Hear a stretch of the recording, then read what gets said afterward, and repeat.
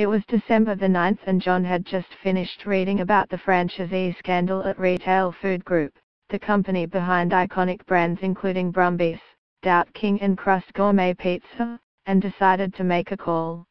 The call was in response to an ad placed in Mandarin in Chinese newspaper Sydney Today, asking for delivery drivers at Crust. The franchisee, who runs a Crust Pizza franchise in Sydney, told him he had two options.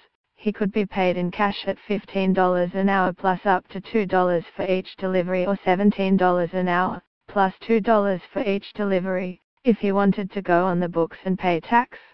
Either deal required him to use his own car and pay associated costs including petrol and insurance.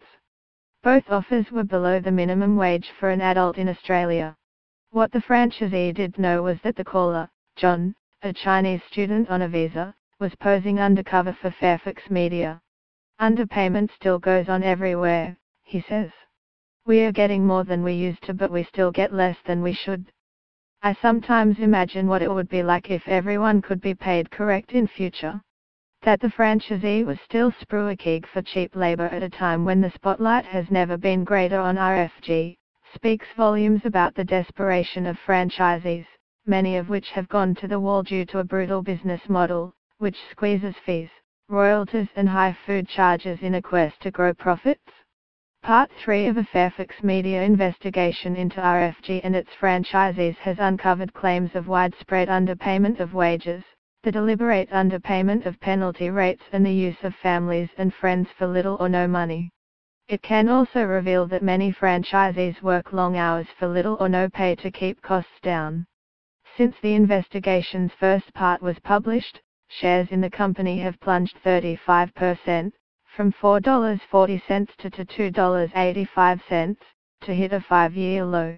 Murray D. Almeida, who founded Retail Food Group, back when it owned two brands, the Doubt King and BB's, says he is shattered but not surprised at what has been uncovered, including the volume of franchisees failing and cutting corners by underpaying wages. The current phenomenon of franchisees working long hours with their family just to pay the bills rather than grow the business and hiring foreign workers is alien to me, he says. When RFG started, families worked hard, but it was so they could build the business and then get others to manage it, or buy other stores, not what's going on now. He says he went to the UK in 1996 to expand the brands, and when he returned to Australia, control of RFG had changed. I could see the writing was on the wall, he says. I could see the direction it was heading. He sold out of the business at a fraction of what his shares were worth. I walked out in 1999 after 20 years of hard work, but I considered it better to sleep well than eat well.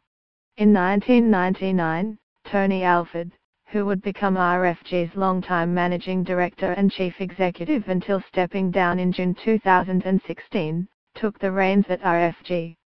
Fairfax Media last week revealed the colourful history of the former accountant, including allegations made by the family of late rock star Michael Hutchence that he was involved in the mismanagement of the INXS frontman.